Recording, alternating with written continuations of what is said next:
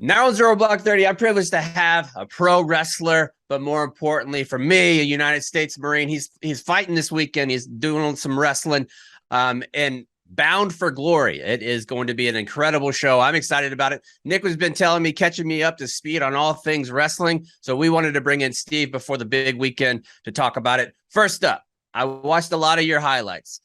I got to say, I think we have to start off with the assumption that stolen valor. I don't know a single machine gunner who's able to take a bump with a bad back like we all have. So explain yourself. You can't be a machine gunner if you don't have a bad back. Oh, the back's always been bad. Same as the traps as well from carrying the 240 for so long. Yeah. So which one did you like? Did you like the Mod Deuce or 240? Which one's better for you? If we're on ground, obviously the 240. But if we're in the truck, Mod Deuce. There you go. All right. So let's humps though.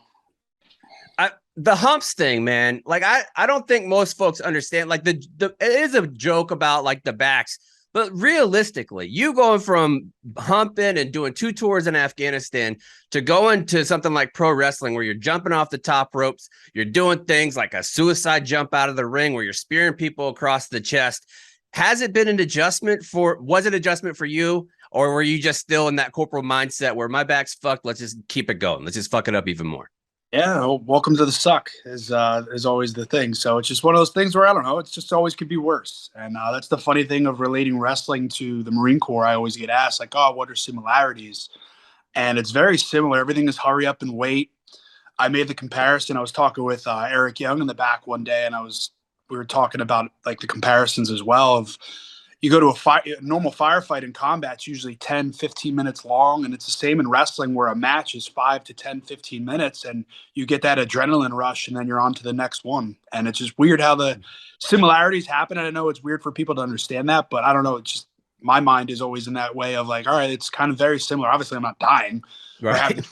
there's a chance of getting really seriously injured out there, but that's where we're trained and we rely on the basics. And that's another comparison is like you always relate back to the basics. And that's what we did from boot camp. You learn how to tie your friggin' boots, how to friggin' blouse your boots, how to put on a blouse properly. And that's the same thing in wrestling as you go from A to Z and everything's by the numbers. And I imagine like the comparison to combat, like getting ready to go to a huge event, pay-per-view, a huge audience is going to be watching. Everybody's there. There is that element because I remember before going into Fallujah, you have the staging where all of the guys and you're ready to go into the combat zone, the combat theater. Did you have a chaplain backstage with you just like you do in theater or no? No, if anything, I would have told Chaplin to probably go F himself anyway. But what kind of Marine were you, Steve? I thought I was pretty good. I wasn't a shitbag. But I was good enough where I took care of my guys. And that was the one thing is like, I looked out for the boys. And that's the same thing I do in wrestling is the boys take care of the boys. There's the office and there's the higher office and you got those higher ranks. There's nothing you can do about it or you can't control, but you can take care of each other. And that's the one thing we all police ourselves. It is that way. And one thing that I noticed in watching some of your promos that you did, I assume that you were the type of corporal, the fire team leader, that would yell at your folks. If not, you really did them disservice the way that you cut promos, my friend. No, I always believed because I didn't like skylighting somebody and trying to look good in front of higher. I never thought that was good leadership. In the same, again, another comparison, wrestling and the Marine Corps, boot don't know. You're learning from the ground up. If there's somebody's going to mess up, they don't know any better. It's the same thing in wrestling. Somebody's doing something for the first time and they're uncomfortable with it, whether it goes good or bad. It's you learn from the mistakes that you make. And that's one of the things that I took pride in because I had some good leadership on my first build up in 09 with 2-8 and good leadership there with chain of command. But a lot of the team leaders we had when I was a boot would just sit there and talk. They wouldn't yell. We had a few of those assholes that would skylight to look good in front of higher, but I always took more respect out of pulling somebody aside like, hey Marine, what the fuck, like what are you doing? Sorry if I'm cutting. No, it's fine, but it's just I don't know, just I think it's a lot easier. And it's the same thing in wrestling when you're in the ring and your adrenaline's going and you're cut for time and you're trying to get to the next spot. And the same, it's again another comparison, like if you talk softly to somebody they're going to understand more clearly and they're going to be more relaxed. Same thing. I think that's super interesting because, like, if I would assume when I'm talking to a pro wrestler who goes up and stands on the top of the turnbuckle, screaming at the crowd while you're wearing your jacket that says front towards the enemy and you're getting in people's face, even in the audience and things like that, my assumption would be that you were that type of Marine that wanted the leadership to see you, that you've constantly been like that attention seeker. You want to go out and do it. But going from quiet Marine and calm leadership to the who you are in wrestling, a totally different dichotomy. It's like two different people. Well, that's pro wrestling. You got to turn that dial up to 11 past 10. And that's just one of those things. You got to be those larger than life characters. And that's what I always looked into growing up, was those larger than life characters. And that's what I aspired to be. And that's what I try to be. And being a good leader in the ring as well, and being a ring general in a sense of being able to call a match and take control and like, hey, if you're cut for time, all right, I got an idea. This is what we're doing. Like, you have that. If you have that trip or that route that you have for patrol planned out, that's great. But shit's going to happen sometimes where you have to divert and get back on course. And that's the same thing in wrestling. Real quick on that. I wanted to ask you a question about kind of like, what was your plan? Was this always the plan after the military to get into pro wrestling? I had a few buddies that were on the independents in high school, trying to go to college afterwards. I was trying to figure out life, and I wanted to go in the Marine Corps in 2005. So we would have probably been in Fallujah together. But I listened to my parents, which I regret doing, or at the same time don't. I went and tried college for a year, didn't like it. A few of my friends were trying to get me on the independence, and I was like, no, there's no way possible.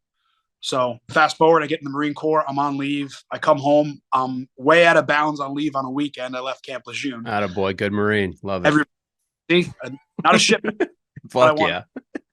Way out of bounds in New Jersey. A few of my buddies were at the bar, and Darren Young at the time, Fred Rosser, now with New Japan Strong, was at the one bar. And my buddy Jarrett's like, hey, like, you got a guy from WWE here. You want to talk to him? I'm like, fuck yeah.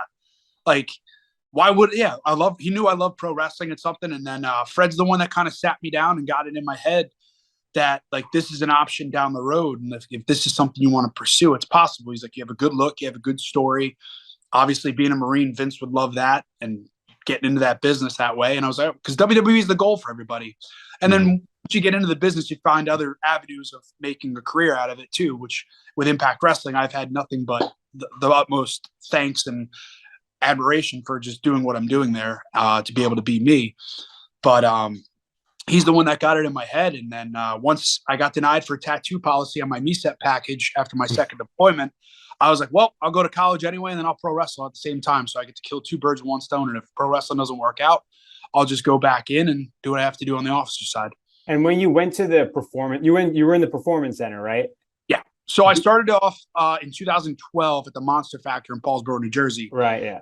For about a year and a half. And then Danny Cage running the Monster Factor at the time. I thank him so much for the opportunities he got me of getting seen by Gerald Briscoe, who came in and was the head talent scout at that time for WWE. I had come in and he instantly just sat down with me and don't go anywhere else. Don't take any more independent bookings. Stick to the basics here. Keep learning. Like, don't get bad habits. Just keep learning here. He's like, I'll get you a tryout.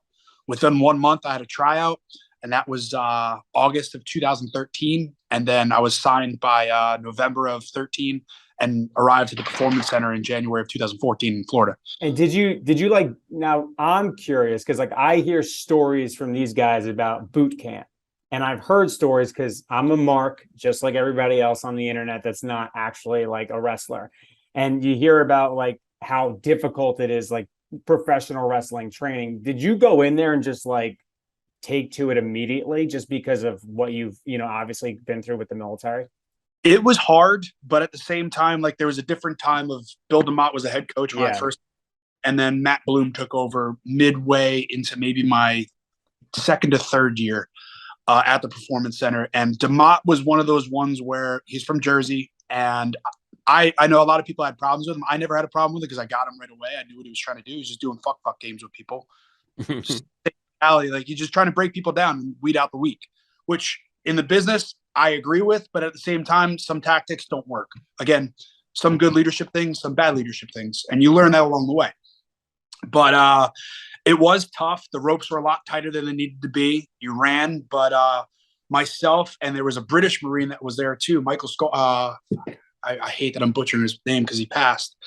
But his first name was Michael. He was a British Marine as well. And he and I were there with amongst maybe 45 other guys. And a lot of the guys there, like Eddie Edwards, he's main eventing Bound for Glory with Josh Alexander. He was at the tryout that I was at. And here I am in a tryout with a lot of these guys that I never thought I'd be picked out of this entire tryout. And him and I are doing grape squishers in the corner like Clydesdale's not giving up. And we're the final two out of all those guys. And I take a lot of pride in that. And I just think that's one of those things, again, being the Marine, and you want to be the best. And that's why I chose the Marines back in the day. Yeah, and I fucking love that, obviously, as a Marine myself. And when I look at this story, you come in as a 0331. Everybody knows when you're an 0331 what you need to do to get promoted. You need to run fast. You need to have good PFT. You need to have a good rifle, good pro cons, and things like that. Your career roadmap is basically designed for you in a series of publications called the career roadmaps of how you get promoted. Wrestling is a completely different animal. There is no written down career roadmap. When you get to this place where you're doing your initial training, how complicated is the wrestling business to learn coming from just as an enlisted Marine experience? It's more the political side that's the hard part. It's learning how to navigate and talk properly to higher ups, just like it would be in the Marine Corps. Instead of being a kiss ass in the Marine Corps, it's not being a kiss ass behind the scenes. There are those people that kiss ass and that get ahead for what they do, and they aren't as good as they think they are in the ring. I know but that's just the way the world is. It's not an everyday normal job. It's the same way. But it's one of those things where you learn how to talk tactfully and how to talk to a writer when you're handed a promo. And hey, like if they said, hey, this is what I want this to say, it's like, okay, cool. And you read it. And then like, that's kind of how I learned, by asking the questions to the right people when I first started. Like, okay, if you're given a promo, like, what do you do if you don't agree with the line? And then this is how I would say it. It's like, okay, cool. And then you talk to somebody else. This is how I would say it. And that's where you find that tight knit group. Again, the boys taking care of the boys, or the girls as well. I go to my wife all the time for everything now, because she's just an honest person. And that's the one thing, is finding honest people in the business that you can talk to. And it's just the way of working it and figuring it out yourself. And that's kind of what it is. It's boot don't know. And you learn the hard way. Nick? Yeah. I did actually reach out to like a few fans of yours. So, one of the questions I got is, if you were at an airport and you had to get to a destination, how early are you going to get there? Oh, wow. My soon to be wife has changed me, because we live in Orlando. We're about 15 minutes from the airport, and I like to be at least 2 hours. But she's now changed me to the point where we're about 45 minutes to an hour outside of getting to the airport. But a lot of the times I like to hurry up and wait. I'd rather be early than late. And the reason I asked that specifically is because our guy Chaps here, one of his biggest pet peeves is being late. So I figured that'd be... Had to fire my therapist yesterday, dude. Like, showed up 30 minutes late. I'm not waiting for you, bro. I got shit to do too. Dude, it's the worst thing. That was one of the hardest things when I got out of the Marine Corps, was getting adjusted to, of like, what are you people doing? Like, I'm giving you my time and money, and you're showing up late. Even when I was going to college, I was going to Rowan University. Teachers wouldn't show up. What the hell am I doing here? And then I know I had an additional follow-up question. This person may or may not be someone you know, but when you were to, hypothetically, if you got in an Uber to go to an event, say Bound for Glory, would you talk to that Uber driver or not? Sure, my wife said this, or I can't disclose that information. Confirm or deny that. Okay. Yes, I always talk to the Uber drivers. I usually ask, hey, how's it going? Are you just getting your day started? I don't know. I feel weird when you get into a car and somebody's driving you. It's just like, you want to talk. I don't know. You don't hit that no talking, put it cool. Let's have some soft classical music in here and let's just get this thing over with. No, the worst is when I know they don't speak English and I try to talk to them. Yeah, that is bad. Another thing is, I actually want to get into the show that we have coming up, right? Yeah. So it's Bound for Glory. The card is stacked. I've been pushing it. I run wrestling over here at Barstool as well. I've been pushing it. It's a like low-key card that literally has every name in the business who's done pretty much almost everything, right? If you go down the list. But for you're in the Collier Shot Gauntlet.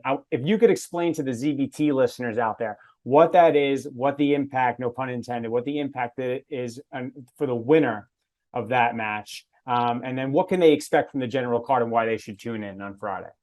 So for the Call Your Shot Gauntlet, the winner of the Battle Royal, the final two participants in it turn into a match, and it becomes a one-on-one match. And the winner of that gets the title shot of their choosing, whether it be the X Division title, the women's title, the tag titles, the world title. I don't know why you would, when I win it, I know I'm going after the world title. And that's why at Bound for Glory, again, the card we have is stacked. And I hate that everybody says it's low key, because it's not a low key. It's Impact is such a damn good show, and a very underrated show. And I hate that it is, because pro wrestling, from when you watch it across all brands, whether WWE, AEW, Impact has the best show top to bottom. If you are a wrestling fan, whatever you are into in wrestling, it has it.